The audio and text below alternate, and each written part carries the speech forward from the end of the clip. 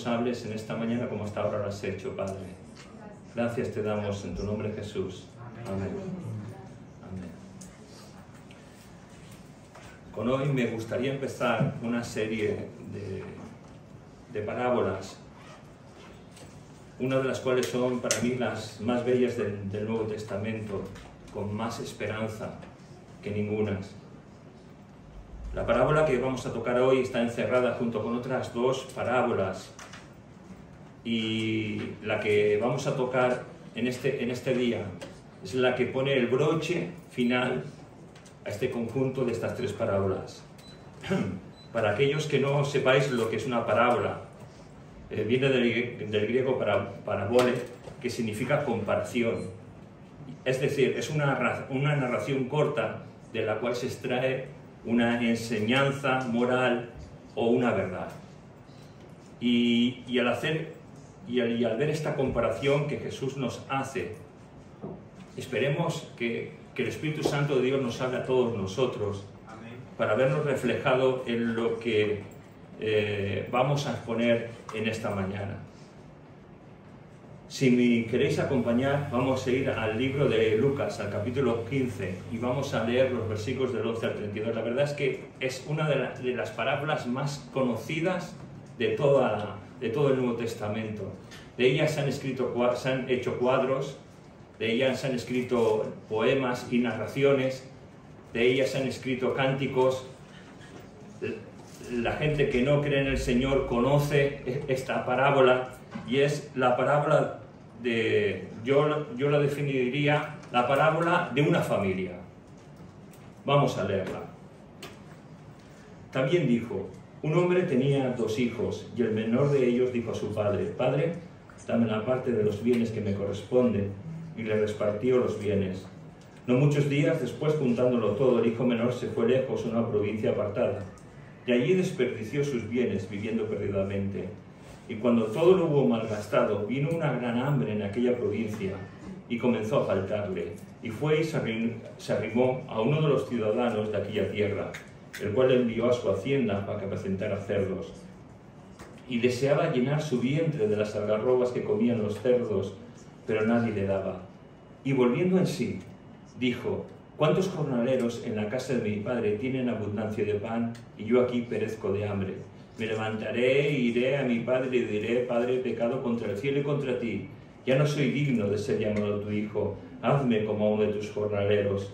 Y levantándose vino a su padre, y cuando aún estaba lejos, lo vio su padre, y fue movido a misericordia. Y corrió y se echó sobre su cuello y le besó. Y el hijo le dijo: Padre, he pecado contra el cielo y contra ti, y ya no soy digno de ser llamado tu hijo. Pero el padre dijo a sus siervos: sacad el mejor vestido y vestirle, y poner un anillo en su mano y calzado en sus pies, y traedle el becerro al gordo, y matarlo, y comamos y hagamos fiesta, porque mi hijo muerto era y ha revivido, se había perdido y es hallado. Y comenzaron a regocijarse. Y su hijo mayor estaba en el campo, y cuando vino, llegó cerca de la casa, oyó la música y las danzas, y llamando a uno de los criados le preguntó qué era aquello. Él le dijo: tu hermano ha venido, y tu padre ha hecho matar al becerro gordo por haberle recibido bueno y sano. Entonces se enojó y no quería entrar. Salió por tanto su padre y le rogaba que entrase. Mas él respondiendo dijo al padre: aquí tantos años te sirvo, no habiéndote desobedecido jamás, y nunca me has dado ni un cabrito para gozarme con mis amigos. Pero cuando vino tu hijo, que ha consumido tus bienes con rameras, has hecho matar para él el becerro gordo. Él entonces le dijo: hijo, tú siempre has estado conmigo, y todas mis cosas son tuyas, mas era necesario hacer fiesta y regocijarnos, porque tu hermano era muerto y ha revivido, se había perdido y es hallado. Amén. La verdad es que es una parábola muy hermosa, y en los próximos domingos hoy vamos a ver al hijo menor, iremos viendo al hijo mayor, al padre, y después el conjunto de estas 3 parábolas. Y me gustaría empezar viendo el primer dato que nos da Jesús de esta familia. Un hombre tenía 2 hijos. Y la verdad es que yo no sé si alguna vez te has parado a analizar lo que esta parábola nos dice, toda la información que nos da, un hombre tenía 2 hijos, pero vamos, generalmente unos padres tenían 2 hijos. Sí, ¿verdad? Pero aquí no se nos dice eso, sino que se nos narra solo a una persona. Entonces podríamos hacernos una pregunta: ¿dónde está la madre? Claro, entonces podemos argumentar. Claro, en la cultura hebrea solo se contaba a los hombres cuando se intentaba dar explicación de algo importante, una narración o contar alguna cosa. No se hablaba nunca de mujeres ni de niños, solo se hablaba a partir de que el hombre era mayor de edad, según la costumbre judía. Pero claro, entonces podemos hacernos otra pregunta. ¿Jesús está haciendo acepción de personas? Y yo creo que la respuesta la sabemos todos los que hemos creído en Él, ¿verdad? Jesús nunca ha hecho acepción de personas. Al revés, rompió todas las reglas de conducta moral que había dentro de su sociedad. Dejaba que los niños vinieran a Él, hablaba a solas con una mujer en un pozo, algo que un maestro jamás podía hacer. El que los niños vinieran a Él tampoco estaba muy bien visto. Cuando Jesús se sentía cansado y tenía unos amigos que se llamaban Marta, María y Lázaro, y Jesús, cuando tenía necesidad de descansar, de desconectar un poquito, iba a casa de sus amigos. Y si no, leer toda esa historia preciosa que habla de Marta y María, de Lázaro, etcétera, etcétera, etcétera. Pero ¿qué ha pasado con la madre? Pues lo que creo que muchos de vosotros estáis pensando, que lo más seguro es que hubiese muerto. En este dilema que vemos de cuando el hijo menor pide la herencia al padre, si hubiese vivido la madre, creo que hubiese habido una diferencia entre padre y madre de por qué nuestro hijo hace lo que hace. Si hubiese vivido la madre, seguramente cuando el padre vio a su hijo a lo lejos hubiese dicho María, Raquel, etcétera, nuestro hijo, y hubiesen salido los 2 corriendo, y tal vez la madre hubiese pasado al padre y se hubiese acercado mucho antes a su hijo. No está. Y con todo esto, al no aparecer por ningún lado, podemos hacer esta conjetura. Lo que nuestra sociedad, mirando esta familia, diría que es una familia desestructurada, como muchas veces sabéis que hablo, o disfuncional, algo que parece un tanto imperfecto, pero no hay cosas imperfectas. Dios siempre tiene un plan para todos nosotros, para cada familia en particular.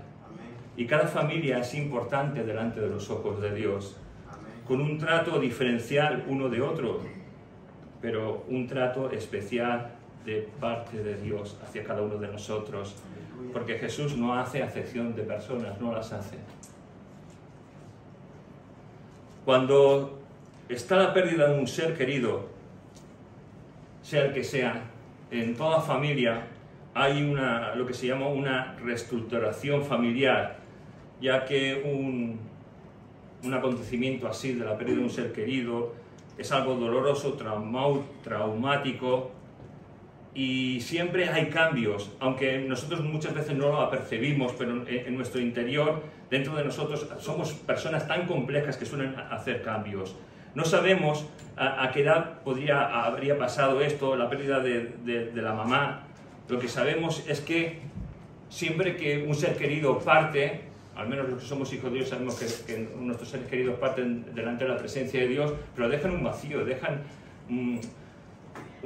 como una pequeña pérdida, y solemos tener una añoranza, ¿verdad? Y la verdad es que nuestros sentimientos, los factores emocionales muchas veces estructurados dentro de una familia, tanto masculino como femenino, están formando el carácter de la familia. Tan importante es el papá, como la mamá, como los hijos. Todos forman algo que el Señor ha diseñado para que Dios sea glorificado en medio de este mundo, la familia. Algo que el enemigo quiere hacer desaparecer, porque al enemigo no le interesa la familia. quiere que existan los divorcios, quieren que existan las diferencias generacionales entre hijos y padres, pero si nosotros tenemos al Señor como el centro de nuestra vida, como el centro de nuestro hogar, aunque el enemigo ronde alrededor de nosotros como un león rugiente, no va a poder hacer nada, porque nuestra confianza tiene que estar depositada siempre en nuestro Dios. Cuando tal vez hemos nacido en una familia desestructurada, disfuncional, tal vez como yo he crecido, vamos creciendo y pensamos que no nos hace falta nada. Pero esto no es verdad. Hay sentimientos, hay actitudes, hay factores emocionales que se crean cuando una familia está completa y que eso forman el carácter de los hijos, forman la estructura familiar para que podamos crecer con una serie de valores y unos fundamentos emocionales que son indispensables. La verdad es que yo como hijo que no he tenido padre, pues he crecido con una serie de carencias, tanto efectivas como emocionales. Pero bueno, mi madre intentó suplirlas, pero no se puede suplir. Siento decir esto, porque muchas veces cuando formamos parte de una familia disfuncional, lo hacemos lo mejor posible. Y aun cuando no es una familia disfuncional o desestructurada, los padres lo intentamos hacer lo mejor posible. No hay normas, no hay libros escritos. Lo que necesitamos es la ayuda de Dios, la sabiduría de Dios, para poder ser de bendición los unos a los otros.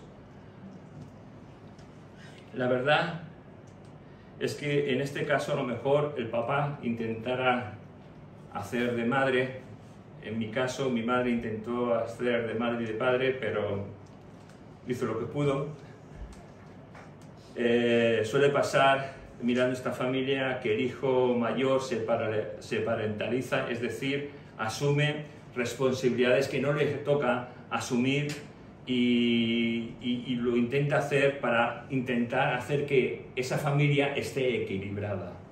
Esto también se llama homeostasis, es decir, hay un equilibrio emocional por la pérdida de un ser querido en el cual uno de la familia intenta suplir o intenta hacer que el equilibrio se mantenga dentro de la familia, que no haya carencias, que no haya pérdidas. Y yo voy a intentar a llenar ese vacío dejado, ese vacío que no está suplido por nadie. Yo voy a hacerlo. Y tal vez este fuera el caso del hijo mayor. Ser un ejemplo para mi padre, ser un ejemplo para todos, ser un ejemplo para mi hermano. Pero ¿sabes una cosa? Cuando hacemos esto, cuando nos parentalizamos o intentamos suplir la carencia de una persona, intentando que la familia esté equilibrada, esto es negar la realidad de lo que ha pasado. Una psiquiatra suiza, Elisabeth Kübler-Ross, en el año 1969 publicó un libro en el que describió por primera vez lo que se diría las 5 fases del duelo. Y personalmente creo que podemos llegar a pasar por todas ellas, tal vez por ninguna o tal vez por algunas. Yo os la voy a comentar y a lo mejor pensáis, bueno, pero ¿qué tiene que ver con la historia todo esto? Paciencia. Hay momentos cuando pasa o está empezando una tragedia en una familia en que no podemos creer lo que está pasando. No lo comprendemos. A veces nos parece estar teniendo un mal sueño. No sé si te ha pasado, a mí me ha pasado tener un mal sueño y que pronto vamos a despertar, pedimos ayuda a Dios, que ocurra un milagro, pero no ocurre y no podemos entender por qué pasan ciertas cosas. A veces nos mentimos a nosotros mismos intentando negar la realidad que estamos viviendo. Esta es la primera fase, es la negación. Y la verdad es que, sobre todo nosotros, los hijos de Dios, tenemos que comprender una cosa. Que aunque en nosotros está el espíritu de eternidad, porque Dios nos creó para ser eternos, en la tierra no vamos a ser eternos, estamos de paso. Y hoy estamos aquí y mañana estaremos en la presencia del Señor. Aleluya. En el momento que Dios quiera, estaremos en su presencia. En esta etapa de negación a veces también pienso que podemos pensar que podemos tener el control de las cosas. No sé si te ha pasado tanto en la pérdida a lo mejor de un ser querido o en una dificultad. Tenemos el control. ¿Sabes una cosa? Nosotros nunca tenemos el control de nada. Esto es una falsa que el mundo intenta meternos dentro de la mente, de tener el control de todo. No, no. Los hijos de Dios no tenemos el control de nada. Y además tenemos que saberlo. Es Dios el que tiene el control de todo. Es Dios el que tiene nuestra vida en la palma de sus manos. Si vivimos, vivimos porque Él lo permite. Si morimos, morimos porque Él decide así que vayamos delante de su presencia. Las desgracias que nos pasan, Dios las permite. ¿Para qué? Para que nuestro carácter se forje conforme a la estatura de Jesucristo. Y nuestra vida está en Dios y no podemos negarnos ni tener falsas concepciones de lo que es la realidad. En esa etapa de duelo empezamos muchas veces a enfadarnos, no sé si te ha pasado, echamos la culpa a las personas, al país donde estamos, a los médicos, a la familia, incluso nos enfadamos casi con Dios. Esto sería lo que se llama la etapa de la ira. Pero ¿sabes cómo podemos, si somos hijos de Dios, estar así? Si tenemos al Espíritu Santo dentro de nosotros, Amén. el cual nos proporciona amor, paz, gozo, templanza, benignidad, fe, mansedumbre. Si de verdad los hijos de Dios somos unos privilegiados. Yo no sé si aquí hay alguien que no sea hijo de Dios. Si no lo eres, te invito a que lo busques. A que en esta mañana no te vayas de aquí sin que le digas: Señor, perdona mis pecados, entra en mi vida, quiero ser un hijo tuyo. Porque entonces empezarás a formar parte de un club selecto, por decirlo así. Ya sabes que hay clubes selectos en los que solo puedes entrar si tienes el carnet de ese club. Aquí el carnet lo puede tener cualquier persona, cualquiera que se acerque a Cristo, cualquiera que pida perdón por sus pecados, que los confiese y que pida que el Señor entre. Lo he definido como club, pero no me gusta. Porque un club es como algo cerrado, ¿no? Más bien una asamblea. Lo que tenemos en el rótulo de la iglesia, asamblea, ¿no? Porque la asamblea es la exposición, en nuestro caso, de la palabra de Dios de dentro hacia afuera. O sea, es decir, no nos quedamos aquí, sino que abrimos nuestras puertas para hablar la verdad del Evangelio de Jesucristo. Amén. Dentro de estas etapas del duelo viene otra vez la negación, dejamos de estar igualados y seguimos sin aceptar lo que muchas veces pasa en nuestra vida. E incluso hablamos con Dios, le prometemos cosas como si intentáramos a veces hacer un trato con Dios, esperando una respuesta satisfactoria. A veces incluso recordamos: Señor, en tu palabra hay promesas, y se las decimos: Señor, en medio de mi angustia y mi dolor, mira esta promesa. Pero el Señor calla. Y entonces podemos preguntar: Señor, ¿seré un hijo tuyo de verdad? ¿Existirás de verdad? ¿Por qué callas? Y dejamos esa etapa para entrar en un proceso de depresión, en el cual no ha habido la respuesta que esperábamos. Nos pasa como a algunos en la palabra de Dios: no queremos comer, solo queremos dormir, nos hacemos preguntas, nos reprochamos cosas a nosotros mismos e incluso deseamos morir, que Dios nos lleve con Él. Eso es la etapa de la depresión. Y al final está la etapa de la aceptación. Después de un tiempo corto, largo o casi eterno, llega un día en que aceptamos lo que ha pasado, el dolor empieza a desaparecer de nuestra vida y empezamos otra vez a vivir. confiando en Dios. He dicho todo esto porque tal vez el padre, el hijo mayor, incluso el hijo menor, no habían superado la pérdida de su madre, la pérdida de la esposa, la pérdida de la mamá de los dos hijos. Y eso es importante, superar las barreras que vienen a nuestra vida, superarlas con la ayuda de Dios, pasarlas por encima, dejarlo atrás. La palabra de Dios dice, y dejando lo que está atrás, prosigo hacia adelante, prosigo hacia la meta, al supremo llamado de Jesucristo. Es tan importante tener nuestra vista en Jesús, porque si no lo superamos vamos a ser un estorbo para nuestra familia, para nuestra iglesia, para donde estemos. Vamos a ser un estorbo, vamos a ser un lastre, vamos a ser una pesada carga que no va a ir hacia adelante. No sé si te has preguntado alguna vez cuando has leído esta parábola, ¿por qué este joven toma esa decisión de irse de casa? ¿Cuáles fueron los factores que influyeron en tomar una decisión tan grave como esa? Porque fue una decisión grave, porque dentro de la cultura judía eso era muy grave lo que estaba pasando. Y ante ello yo me hago una pregunta que la extiendo a todos vosotros. ¿Cómo reaccionamos ante la presión de los grupos en los cuales convivimos? Es decir, en el ámbito familiar, en la gente que nos rodea, ya sea en el trabajo, ya sea los vecinos, ya sea el que sea. ¿Qué presión ejerce?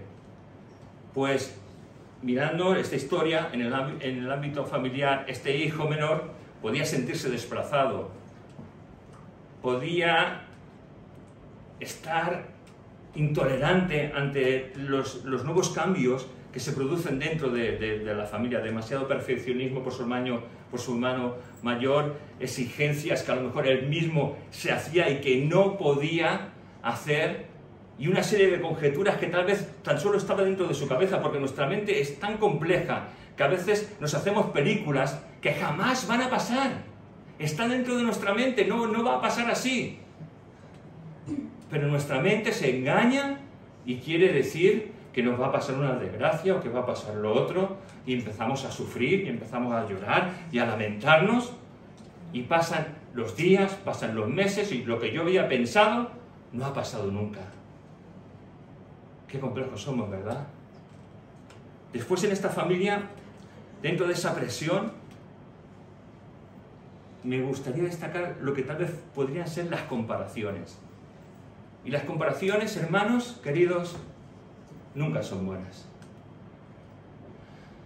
Siempre son destructivas. Y que Dios nos ayude, porque siempre que comparamos algo, es como si una de las dos cosas es mejor que la otra. Tal vez más de una persona compararía al hermano mayor con el hermano menor y diría, qué responsable, qué trabajador, es obediente, no malgasta dinero, qué buen partido que es el hermano mayor. Pero en cambio el menor, sigo diciendo, esto es lo que muchas veces puede parecer a nuestros ojos, o puede ser así, que incluso nosotros participemos de esos comentarios. Mirando esto,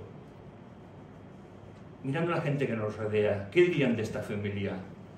Yo me pongo en la situación desde lejos, mirando a esta familia, y digo, pobre hombre viudo, con 2 hijos, y hombre, ¿cómo va a salir adelante? Si fuera mujer seguro que saldría adelante, pero hombre, qué mal lo tiene. Después a lo mejor diría, ostras, el hijo mayor, parece que ayuda a su padre en todo, qué buen ejemplo que es. Los vecinos mirarían, ostras, el hijo mayor, es un modelo a seguir. Y la gente se preguntaría, ¿y el hijo menor qué está haciendo?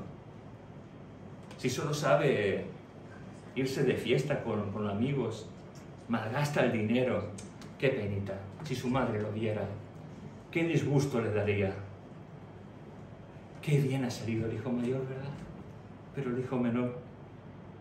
Y yo me pregunto, qué fácil es chismorrear, criticar y hablar más de la cuenta.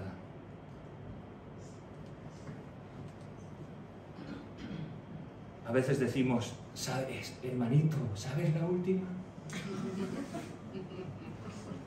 ¿No te han dicho alguna vez eso?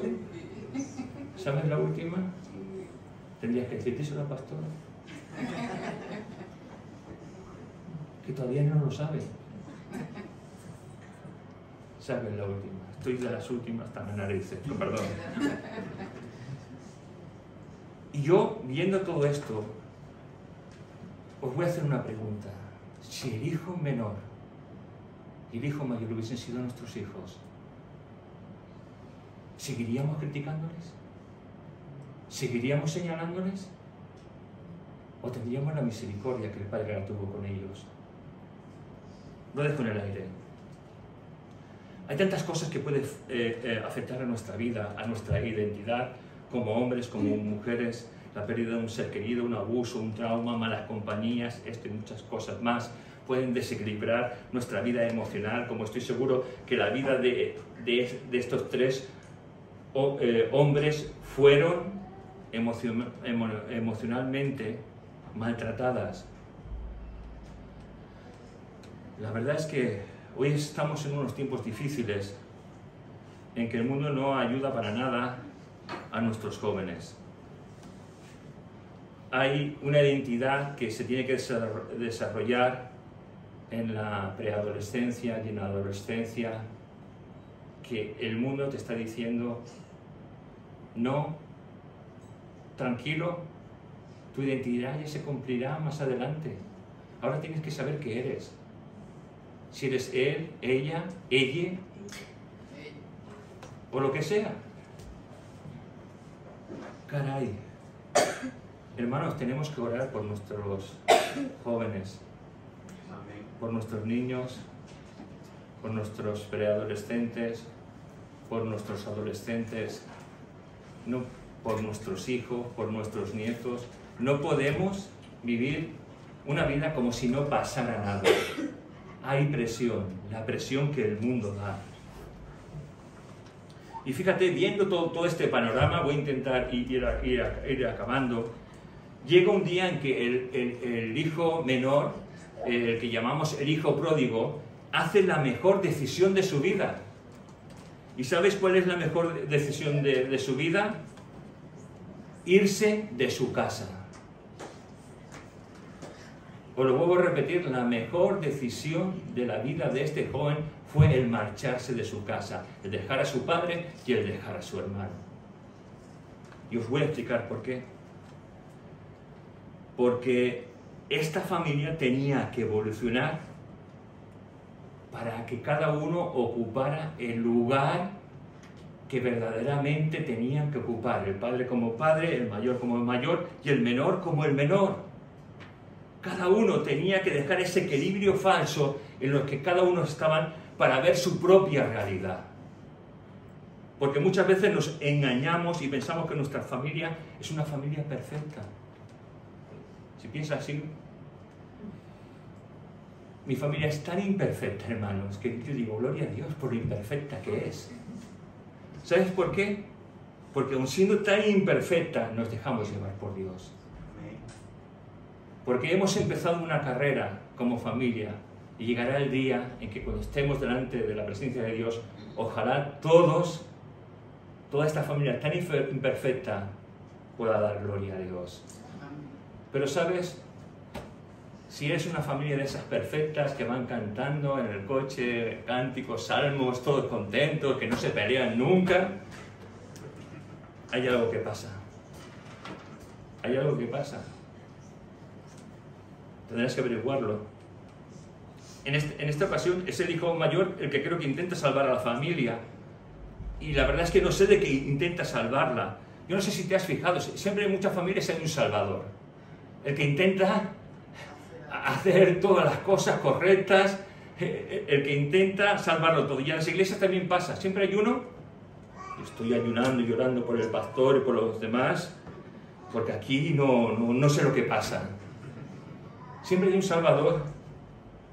Bueno, espero que no seas un salvador, sino que seas alguien tan imperfecto como yo y como muchos de los que estamos aquí, que hemos empezado una carrera en la cual todos estamos aprendiendo.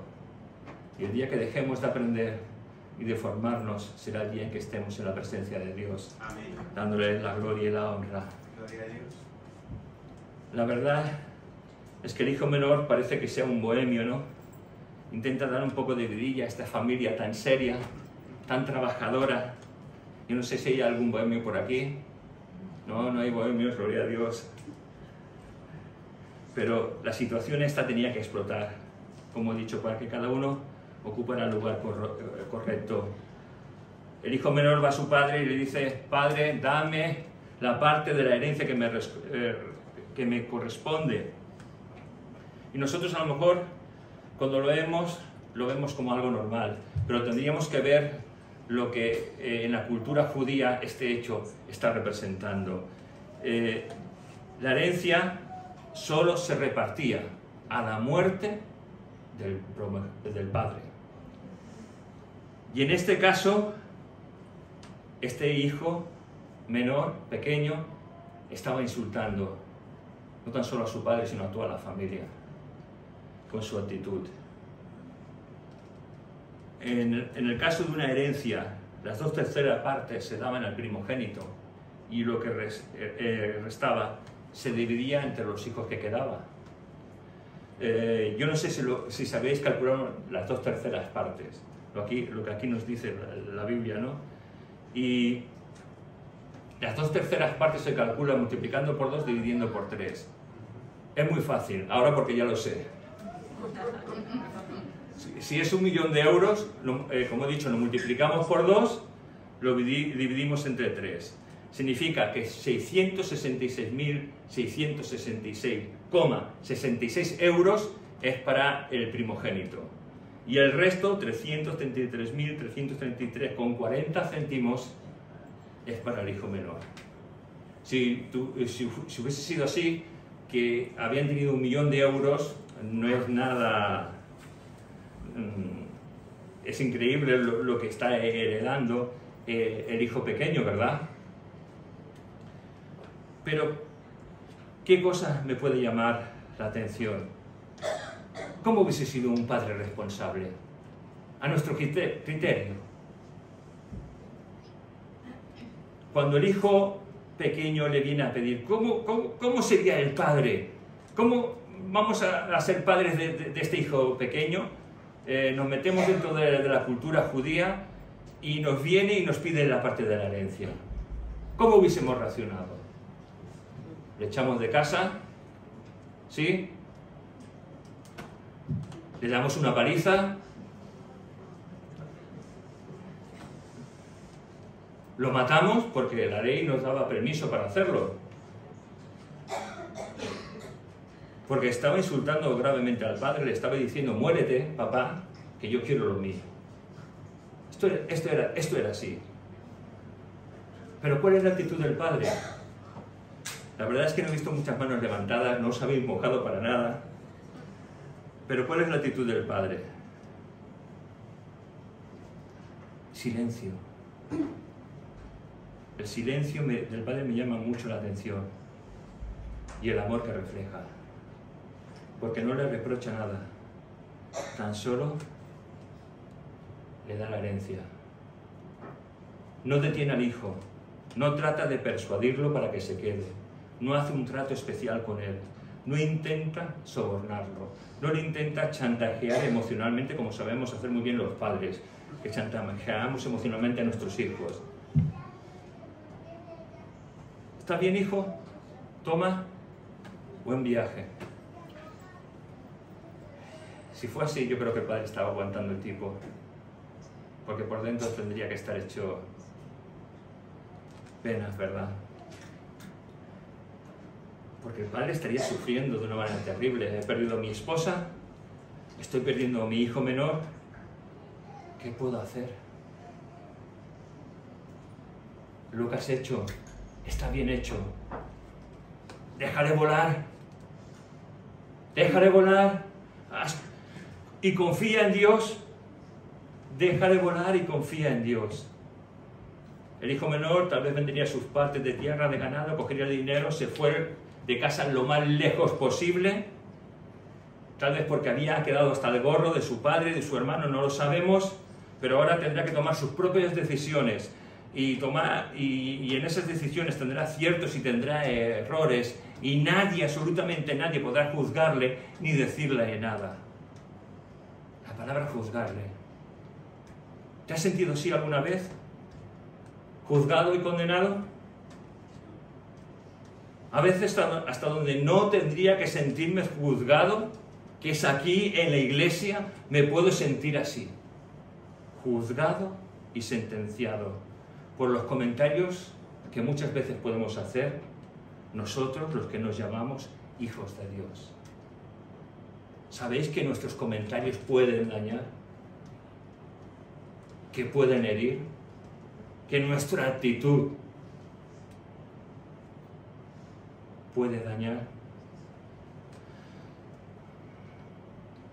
Yo recuerdo ser un hijo pródigo y recuerdo el amor, el trato y la ternura que mi pastor tenía conmigo, aunque yo siempre huía de él. Cuando un hijo pródigo tantea el venir de nuevo a la iglesia, porque los hijos pródigos cuando vuelven en sí, ¿qué es lo que hacen? Acudir a donde han nacido y tantean, ponen la patita un día para ver cómo son recibidos. ¿Cómo lo tratamos? ¿Cómo tratamos a los hijos pródigos? Cantamos esa canción que se cantaba hace años, bienvenido, bienvenido. Cuando nos saludan, ¿qué les decimos? Qué alegría de verte de nuevo. Bienvenido, el Señor te bendiga, me alegro muchísimo de que hoy estés aquí. Te veo fabuloso. ¿Solemos decir esto? O a lo mejor decimos, ¿pero qué te ha pasado? Si hace un montón que no te he visto. ¿Cuánto tiempo sin verte? 3 meses, 40 días y 8 horas que no te he visto. A ver si vienes más a menudo. Si no te va a condenar. Hasta ya, chantaje.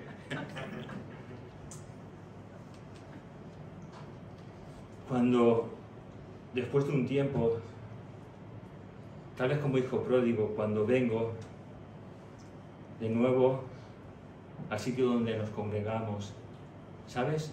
Me tendría que sentir amado. Me tendría que sentir amado. Me tendría que sentir querido. Tendríamos que reflejar el amor de Dios hacia la persona que viene tal vez después de mucho tiempo. El de alegrarnos. El de ir a tomar algo juntos. Y es que creo que hay tanto que aprender todavía. El de llamarnos por teléfono. Yo no sé si os llamáis. Yo sé que entre las mujeres sí, pero entre los varones no sé si nos llamamos muy a menudo. Pero ojalá nos llamáramos todos, nos preocupáramos todos, mandáramos un WhatsApp. A mí el WhatsApp me parece muy informal, pero bueno, pero está de moda y lo hacemos. Que Dios nos ayude, ¿verdad? A reflejar el amor de Dios en la gente que viene de nuevo, en que se sientan amados y nunca señalados por nosotros. Voy a finalizar ya. Aún queda un ratito. Pero sí que creo que hay un llamado de parte de Dios. Si eres un hijo pródigo, el Padre te está esperando. Bienvenido a casa. El Padre te está esperando. Si no hemos sabido tratar a aquellos que tal vez han sido pródigos, que Dios nos dé la sabiduría y la ayuda para saber tratar, que perdone nuestra ofensa y nuestro pecado, porque hemos ofendido y hemos pecado, no tan solo delante de Dios, sino delante de los hombres. Que Dios nos ayude a que el Espíritu de Dios, el cual decimos que mora en nosotros, sea una realidad. que reflejemos el amor de Cristo, que reflejemos la paz de Cristo, que reflejemos la misericordia de Cristo, que reflejemos el cariño de Cristo y que no se nos vea a nosotros, sino que se vea a Jesucristo. Vamos a acabar con una oración. Señor, te damos gracias por tu palabra. Queremos pedirte que tú nos ayudes, Señor. Tal vez si hay algo que ha afectado nuestra vida emocionalmente, una pérdida, un daño, una caída, Señor, que nos ayudes a dejarlo atrás para seguir hacia adelante, Señor. Que perdones nuestros pecados, que limpies nuestra mente, que limpies nuestro ser. Confesamos, Señor, que muchas veces nos hemos quedado quietos, paralizados, por tantas cosas que nos han afectado emocionalmente, y queremos que tu Espíritu Santo nos reavive, Señor. Que tu Espíritu Santo toque nuestro ser, cuerpo, alma y espíritu, Señor, para que tu gloria pueda ser reflejada en nuestras vidas y en nuestros corazones, Señor. Ayúdanos, Señor, a ser un buen hijo, a no ser un hijo rebelde, a saber que no somos perfectos, pero que vamos en proceso, y a tener la paciencia, el amor y la misericordia que tú tienes con nosotros. Gracias te damos en tu nombre, Jesús. Amén.